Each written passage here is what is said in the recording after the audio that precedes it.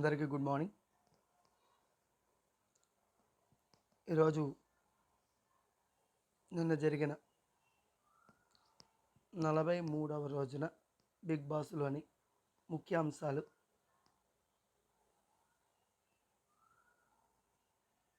రావే నువ్వు చూపించవే అమ్మ ఆయేషా, అది నోరా బోరా, కెప్టెన్ బాబు అనవసరంగా కాపాడేసేవయ్యా, ఇది ముఖ్యాంశం. అలాగే ఈ 7వ వారం నామినేషన్ ప్రక్రియ ఈరోజు జరిగింది. వైల్డ్ కార్డ్స్ రాక తర్వాత జరిగిన రెండో నామినేషన్ ఇవి. గత వారం రోజులు తనూజని టార్గెట్ చేసింది ఆయేషా, ఈ వారం రీతు పైన పడిపోయింది. అయితే రీతుని నామినేట్ చేయడం ఓకే, కానీ ఇందుకు కారణాలు చెప్తూ ఆయేషా మాట్లాడిన విధానం మరీ దారుణంగా ఉందండి. మాట్లాడితే ఏవే పోవే ఏంటే అంటూ మరీ లోకల్గా మాట్లాడుతోంది ఆయేషా. దీంతో ఇద్దరి మధ్యన నామినేషన్లో ఒక యుద్ధమే జరిగింది. బిగ్ బాస్ ఈరోజు ఎపిసోడ్లో ముందుగా భరణి ఎలిమినేషన్ను, తర్వాత హౌస్లో ఏం జరిగిందో చూపించాడు. ఇక దివ్య అయితే తెగ ఏడుస్తూ ఉండడంతో ఆ దివ్యను ఓదార్చడానికి తనూజ వెళ్ళి ధైర్యం చెప్పింది. నువ్వు చాలా స్ట్రాంగ్ కదా, అయినా ఎప్పుడు అదే కదా చెప్తుంటారు, నీ గురించి నేను ఎప్పుడు జెలసీగా ఫీల్ అవ్వలేదు, బాండింగ్గానే చెప్పాను. తను క్లోజ్ అవుతుంది, నేను మాట్లాడాలన్నా ఏదన్నా కూడా బాండింగ్ అంటున్నారు. చూసేవాళ్ళకి ఇది కొంచెం డ్రామాగా, తర్వాత ఏదో నటిస్తున్నారు అన్నట్లు కనిపిస్తుంది. కానీ ఇందులో జీవించే వాళ్ళకే తెలుస్తుంది అసలు ఫ్యామిలీని వదులుకొని ఎన్ని డేస్ ఉన్నప్పుడు ఆ బాండింగ్ అనేది, కానీ ఆ ఫీలింగ్స్ వాల్యూ మనకే తెలుస్తుంది. నువ్వు స్ట్రాంగ్గా ఉండు, గట్టిగా ఉండు, ఇది నువ్వు కాదు, నేను కూడా ఇది కాదు, ఇది టెంపరీ సొల్యూషన్ మాత్రమే, సిచ్యువేషన్, ఇది శాశ్వతం కాదు, బాధపడకు అంటూ తనూజ చెప్పేసింది. ఇక ఉదయం అందరం లేచాం, ఫుల్ మాస్ బీటింగ్ సాంగ్ వేశాడు, అందరిని నిద్ర లేపాడు బిగ్ బాస్. కానీ అందరూ లేచి చూసేసరికి ఇంటి నిండా వందల బెలూన్స్ కనిపించాయి. మరి ఇవి ఎందుకు పెట్టారు, నామినేషన్ ప్రక్రియ ఎలా జరిగిందో చూద్దాం.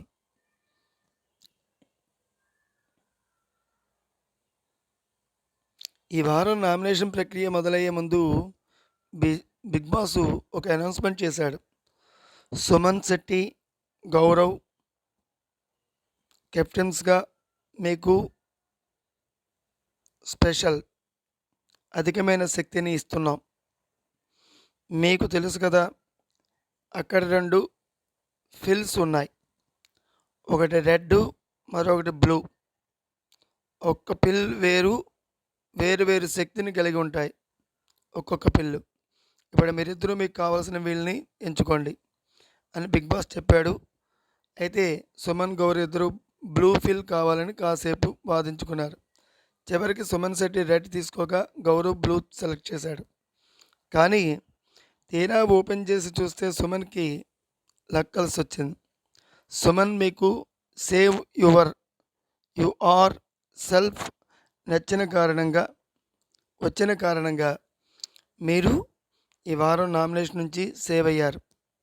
గౌరవ్ మిమ్మల్ని ఇంటి సభ్యులు నామినేట్ చేసే అవకాశం ఉంది, కానీ మీకు సేవ్ సమ్వన్ వచ్చింది. కాబట్టి ఆ పవర్ మీరు ఎప్పుడు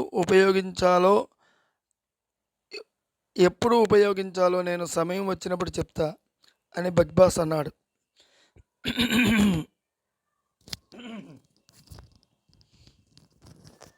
కాసేపటికి బిగ్ బాస్ నామినేషన్ ప్రక్రియ షురూ చేశాడు. ఈ వారం నామినేషన్ శంకారావాన్ని ఇమానుయల్, ఆయేషా పూర్తి చేశారు. ఎందుకంటే ఇమానుయల్ తన దగ్గరున్న పవరాస్త్రం యొక్క రెండో శక్తిని పోరులో ఉపయోగించగలరు. అలాగే ఆయేషా ఈ ఇంట్లోకి అడుగుపెట్టినప్పుడు తనకి లభించిన నామినేషన్ పవర్ని ఇప్పుడు ఉపయోగించుకోగలరు.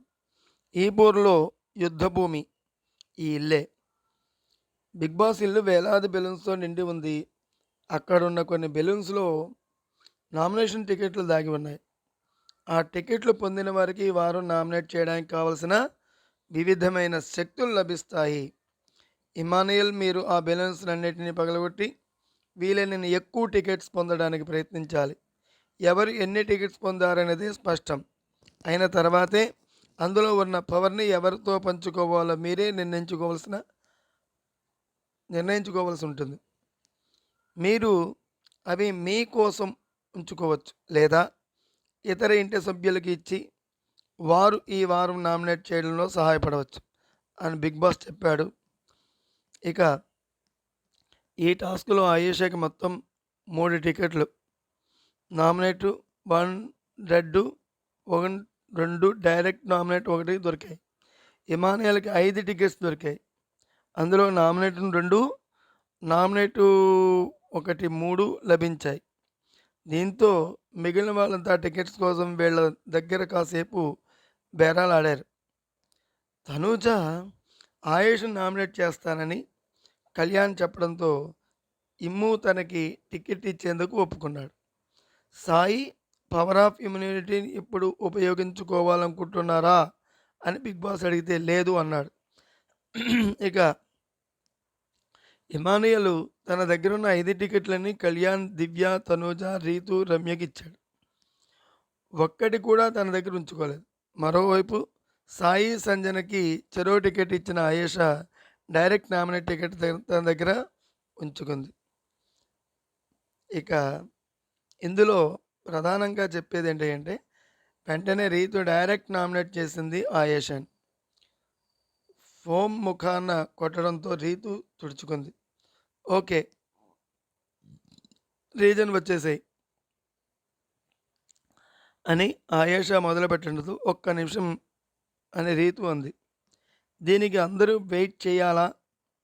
నీకోసం ఫస్ట్ ఆఫ్ ఆల్ ఫుల్ తుడుచుకునేలా ఉంటే ఎందుకు అది పెట్టారు చెప్పు అంటూ ఆయేష వాదించింది. మరి ఎలా మాట్లాడాలి చెప్పు, నేను మాట్లాడుతున్నానో లేదో తెలియాలి కదా అని రీతు అంది. నువ్వు నీ ఓవరాక్షన్ నీ ఇంట్లో నాకు అసలు నచ్చలేదు. నువ్వు వచ్చిందే లవ్ కంటెంట్ కోసం, అది చాలా సేఫ్ ప్లే కనుక నాకు నచ్చలేదు. ఇక్కడ నువ్వు లవ్ చేసుకుని తిరుగుతూ ఉన్నావు అని ఆయేష పర్సనల్ అటాక్ చేసింది. నేను చెప్పానా లవ్ చేస్తున్నానని, లవ్ చేసి తిరుగుతున్నానని అని రీతు సూటిగా గట్టిగా అడిగింది. నాకు ఒక ఆడియన్గా అలా కనిపించింది. నా రీజన్ నాకుంది. మిగతా వాళ్ళంతా చూస్తున్నారు. రీతు, నేనేం ఫూల్ కాదు. నాకైతే నీ ఓవరాక్షన్ నచ్చలేదు. నువ్వు ఇక్కడుంటే బాగలేదు, అందుకే నువ్వు బయటికి వెళ్ళిపోవాలని నామినేట్ చేస్తున్నాను అని చెప్పేసి ఆయేష వెళ్ళి కూర్చుంది. ఎందుకే నీకంత యాటిట్యూడ్? అయితే నాకు డిఫెండ్ చేసుకోవాలి కనుక ఆయేష అక్కడికి రా అని రీతు పిలిచింది. నాకేం వినాలని లేదు అంటూ పొగరగా చెప్పింది ఆయేష. వచ్చిన దగ్గర నుంచి నీ ప్లాన్, నీ టార్గెట్లోనే నువ్వు ఉన్నావు. వినడానికి నువ్వు ఎక్కడ రెడీగా ఉన్నావు అని రీతు అంది. నాకు నచ్చితే నచ్చారు అని చెప్పాను, నచ్చకపోతే నచ్చట్లే ఉంటాను అంతే అని ఆయేష చెప్పింది. నేను నచ్చిన వాళ్ళతో ఉంటాను. అలా ఎలా చెప్తావు మరి అని రీతు అడిగింది. అది నేను అంటున్నా, నీకు నచ్చిన వాళ్ళతో ఉండు, నేను వద్దని చెప్పలేదు కదా అంది ఆయేష. మరి వద్దని చెప్పే కదా నువ్వు నామినేట్ చేసింది అని రీతు వాదించింది. నాకు నువ్వు ఇక్కడ ఏం చేస్తున్నావో అర్థమైంది. నువ్వు అక్కడ లవ్ కంటెంట్ కోసం వచ్చావు అంటూ మళ్ళీ ఆయేష రెచ్చగొట్టింది. ఎవరు లవ్ కంటెంట్ చూస్తున్నారు వచ్చారు అని రీతు అడిగితే, ఎందుకే యాటిట్యూడ్ నీకు అంటూ ఆయేష టోన్ మార్చింది. యాటిట్యూడ్ నీకుంటే నా యాటిట్యూడ్ నాకుంటుంది అని రీతు చెప్పింది. నీవిక్కడ ఉండే అర్హత లేదు అంటూ ఆయేష అంది. నువ్వే చెప్పావు కదా నన్ను కంటెండర్గా ఎందుకు తీసుకోవట్లేదంటే నేను స్ట్రాంగ్. నువ్వు ఏమన్నా అనుకో అన్నావు కదా అని రీతు కరెక్ట్ పాయింట్ అడిగింది. స్ట్రాంగ్ అని నేను ఎప్పుడు చెప్పాను? నీ అరోగెన్సీ, నీ గేమ్ స్ట్రాటజీ నాకు నచ్చలేదని చెప్పాను అంటూ మాట మార్చింది ఆయేష. నేను గేమ్ ఆడింది నీకు కనిపించలేదు. నేను ఒకరితో మాట్లాడింది మాత్రం చూసి దానికి నువ్వు ఒక పోస్టర్ వేస్తున్నావు అని రీతు అడిగింది. నువ్వు గేమ్లో రూడ్గా ఆడావు. ఎవరొచ్చి ఎవరొచ్చినా కొట్టడం గిట్టడం అంటే నేను నీ చేతిలో దెబ్బలు తినడానికి రాలేదు అంటూ ఆయేష ఏదో మాట్లాడింది.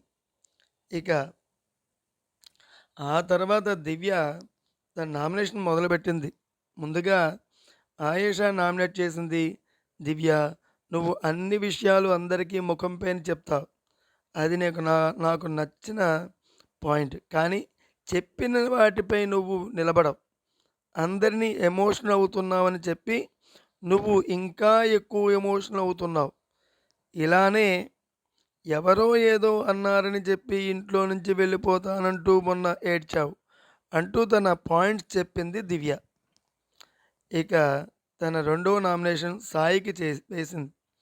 ఎప్పుడు మీరు ఒపీనియన్ రైట్ అనే ఫీలింగ్లో ఉంటారనిపిస్తోంది. నాకంటూ రీజన్ చెప్పింది దివ్య. దీనికి సాయి ఏదో డిఫెండ్ చేసుకుని ప్రయత్నం చేశాడు. ఇద్దరి మధ్య కాస్త రచ్చ గట్టిగానే జరిగింది. తర్వాత ఇక నెక్స్ట్ రీతు వచ్చి ఆయేషాని ముందుగా నామినేట్ చేసింది. ఆయేష, ఫస్ట్ నువ్వు ఎవరు ఏం మాట్లాడుతున్నారో పూర్తిగా విని తర్వాత డిసైడ్ అయ్యి మాట్లాడు. నీకు అది లేదు. నీ ఇష్టం వచ్చినట్లు మాటలు ఆడేస్తున్నావు. ఎదుటి వాళ్ళు మాట్లాడుతుంటే వినకుండా వెళ్ళిపోతున్నావు. నువ్వు ఎదుటి వ్యక్తిని దేని గురించి అంటావో అది నువ్వే బిహేవ్ చేస్తావు. ఎదుటి వాళ్ళ యాటిట్యూడ్ గురించి మాట్లాడే ముందు మనం ఎలా బిహేవ్ చేస్తున్నాం, ఎలా నడుచుకోవాలో, మనం ఎలా లుక్కులు ఇస్తున్నాం, ఎలా చూడాలో, ఓవర్ యాక్షన్ చేస్తున్నామా అనేది చూసుకో. నువ్వు కూడా 5 వారాల గేమ్ చూసొచ్చి ఎవరితో ఉంటే మనకి ప్లస్ అవుతుంది అని ప్లాన్ చేసి వాళ్ళతోనే ఉంటున్నావు తప్ప ఎవడు లవ్ ట్రాకులు పెట్టుకోవడానికి బిగ్ బాస్కి రారు. వచ్చాక కనెక్షన్ ఫామ్ అయితే ఉంటారు అంతే అని రీతు చెప్పింది. దీనికి ఆయేష వెటకారంగా నవ్వడంతో నీ నవ్వు తీసుకెళ్ళి నువ్వు ఎక్కడో పెట్టుకో, నా దగ్గర కాదు. నువ్వు ఫస్ట్ గేమ్ ఆడి తర్వాత ఇంకొకరి గేమ్ గురించి మాట్లాడు అంటూ రీతు ఫైర్ అయింది. నోరు మూసుకుని ఉండు అని అన్నట్టు ఆయేష అంది. దీనికి ఇంకొక వారం ఉంది కదా చూడు గేమ్ అంటూ ఆయేష అంది. నీ గేమ్ ఆల్రెడీ ఒక వారం చూసాం కదా కామెడీగా అంది. ఎప్పుడు ఎక్కడ గొడవ పెట్టుకుందామా అని చూస్తున్నాం. గిన్నెల దగ్గర గొడవ పెట్టుకుందామా, అక్కడ గొడవ పెట్టుకుందామా అని చూస్తావు అని రీతు రెచ్చగొట్టింది. నీలా సేఫ్గా ఆడి లవ్ కంటెంట్ ఇవ్వడానికి నేను రాలేదు అని ఆయేష మొదలుపెట్టి నువ్వు సేఫ్గా ఆడుతున్నావు అని రీతు వాదించింది. నీ ఏడుపు కూడా ఫేక్. నువ్వు ఏడిస్తే కన్నీళ్ళు బయటికి రావు అంటూ ఆయేష అంది. కళ్ళు లేవా కనబడలేదా నీకు అంటూ ఇద్దరికి ఒకరినొకరు చాలా బాగా సరే సరే అని అయిపోయిందా పో పో అంటూ గట్టిగా కేకలేసుకున్నారు. ఒకరి మీద ఒకరు చెయ్యి చూపించుకున్నారు. కానీ నువ్వెవరు చెప్పడానికి పో అంటూ రీతు అరిచింది. సరే మాట్లాడు అయితే అంటూ ఆయేష అంది. ఇదిగో ఈ యాటిట్యూడే మార్చుకుంటే బాగుంటుంది.